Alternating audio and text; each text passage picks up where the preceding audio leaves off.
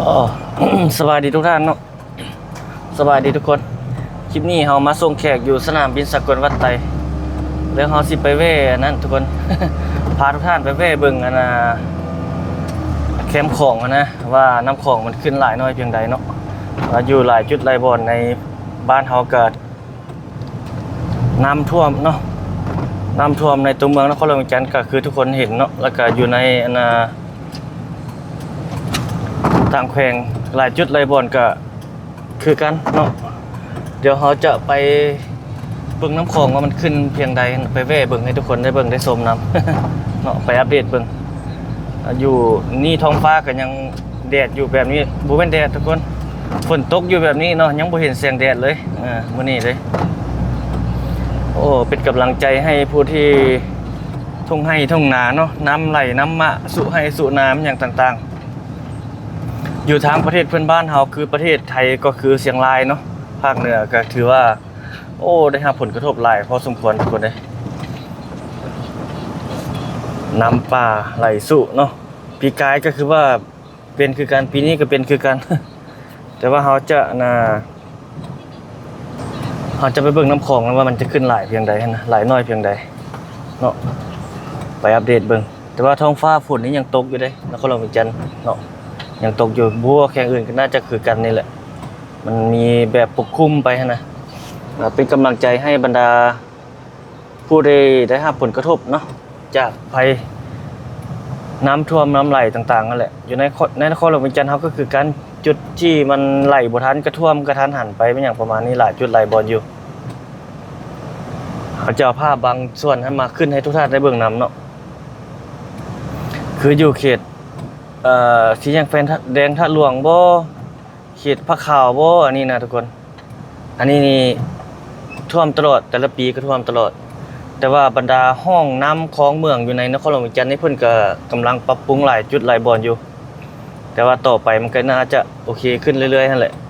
แต่ก็คือเฮาเว้าแหละทุกคนเนาะเรื่องขี้เหงื่อมันอย่างต่างๆเนาะมันไหลสู่ลงห้องระบายน้ำบ่เป็นอย่างต่างๆนะบางคนก็กดขี้ศอกขี้ทรายแล้วก็ทิ่มลงห้องระบายน้ำแบบนั้นจะบ่ดีทุกคนเอ้ยเนาะฉะนั้นเราจะต้องได้ทิ่มให้มันถึกจุดถึกบอลเนาะบ่ทิ่มสะทิ่มทรายคือเฮาเว้าเรื่อยๆนั่นแหละช่วยกันเนาะเฮาข้ามเข้านี่ทางหน้านี่ไปสอดใส่พุ่นแหละแคมป์ของ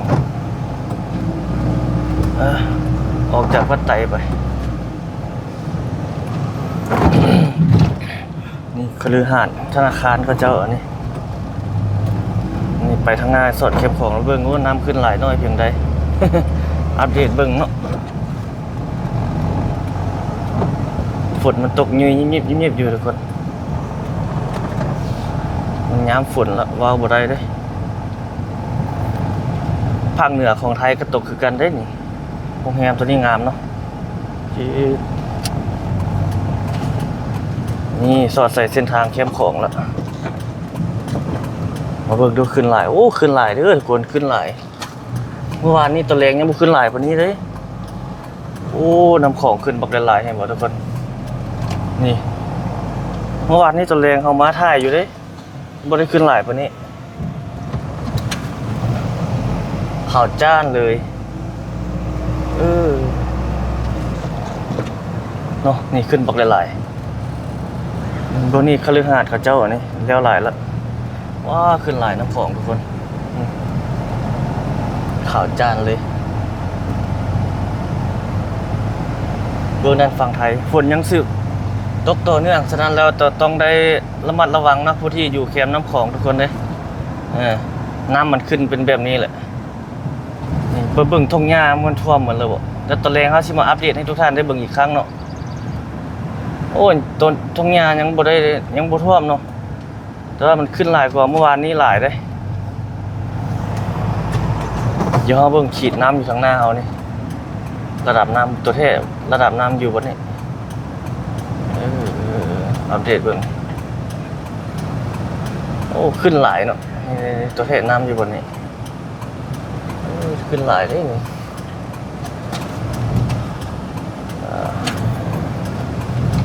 แต่ว่ายังบ่ถึงขั้นแบบว่าเตือนภัยแบบอย่างฮะแต่มันขึ้นหลายกว่าเมื่อวานนี้หลายน้ำนี่ เดี๋ยวตอนแรงเนาะตอนแรงมาถ่ายอัปเดตเบิ่งอีกว่ามันจะขึ้นหลายเพียงใดนะโอ้ยเขาจะแปลงฮานใหม่จะปรับปรุงใหม่บ่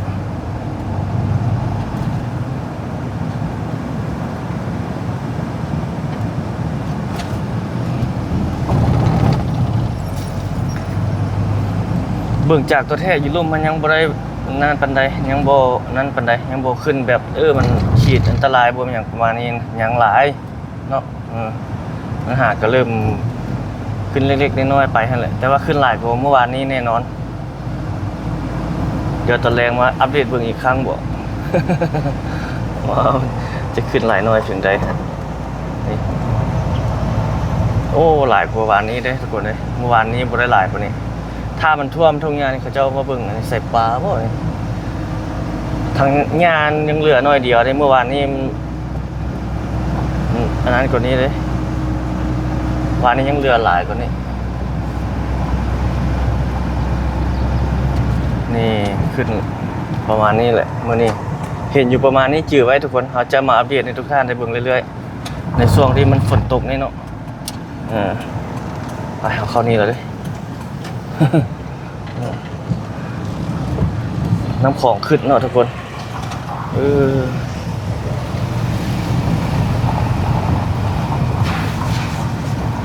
อันนี้ผ่านเขตหมู่บ้านเขาเจ้า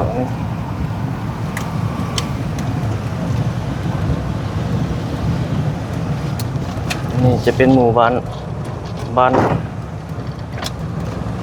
วัดไตบ่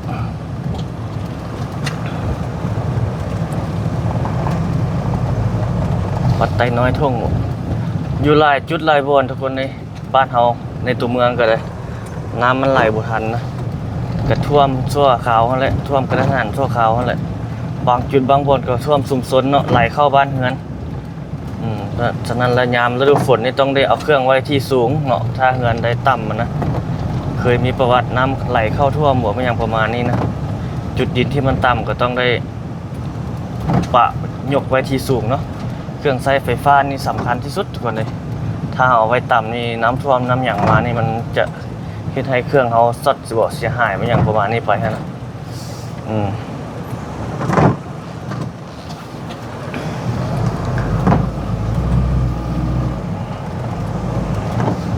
อัปเดตน้ำของ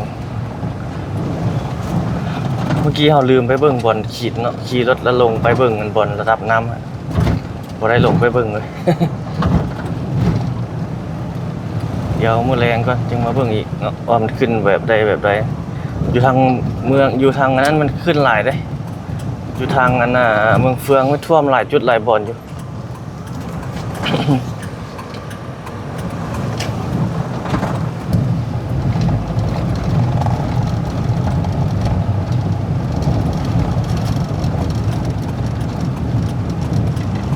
เมืองหมื่นวะเมืองหมื่นแข่งเมืองจันทร์ทุกคนเมืองเฟืองขอโทษหลายๆถ้าท่านได้ติดตามข่าวสารบ้านก็น่าจะรู้เนาะเพิ่นเอาลงเพจลงอย่างหลายอยู่เรื่องน้ำท่วมน้ำหยังเนาะ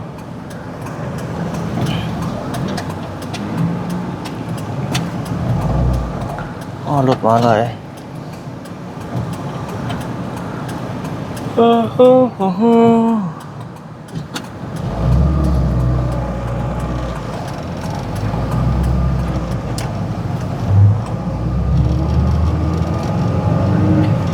เข้าสู่ถนนสุภานุวงศ์ ไปโลกแคมป์ของมาเนาะรถรางพาหนะก็หลายสัญจรไปมาทุกท่านเลย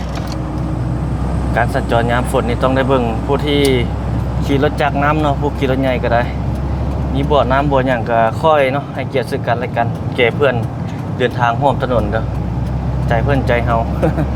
เห็นบ่อน้ำบ่ออย่างเลียดใส่โอ้บ่ได้ทุกคนเลยผู้ที่เพิ่นขี่รถน้อยก็ได้รับผลกระทบนำเฮาเนาะให้เกียรติซึ่งกันและกันเดินทางร่วมกัน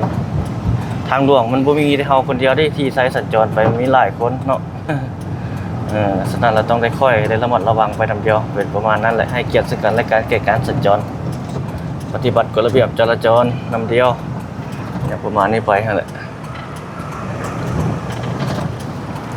เข้าไปนี่เลยเหรอบ้านนาคำ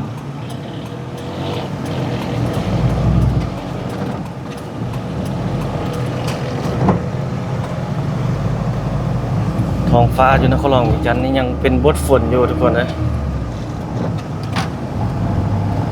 นั่นมานี่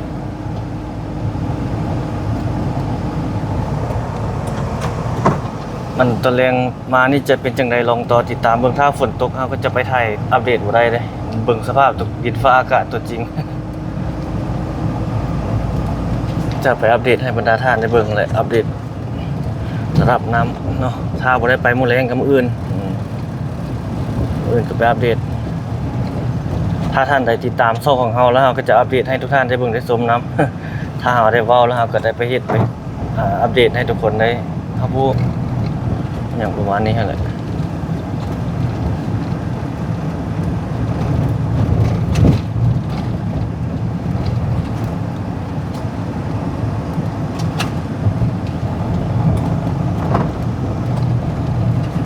เมื่อวานนี้ครับก็ล่ออัปเดตเขตช่างเจียงยามแรงโอ้ยังบ่ได้ไปล่อแต่กลางคืน เดี๋ยวกลางคืนพาไปล่อเบิ่งเขตเศรษฐกิจคนจีนอยู่ในเขตนี้อัปเดตให้ทุกท่านได้เบิ่งเรื่อยๆแหละเฮาดำรงอาศัยอยู่เขตนี้เนาะก็เลยเห็นแต่ท่านผู้ชมจะได้เห็นเรื่อยๆทักทายต่างวันต่างมื้อต่างเวลาไปเรื่อยๆนั่นแหละสภาพมื้อนี้ดินฟ้าอากาศก็คือทุกท่านเห็นนี่แหละฝนตก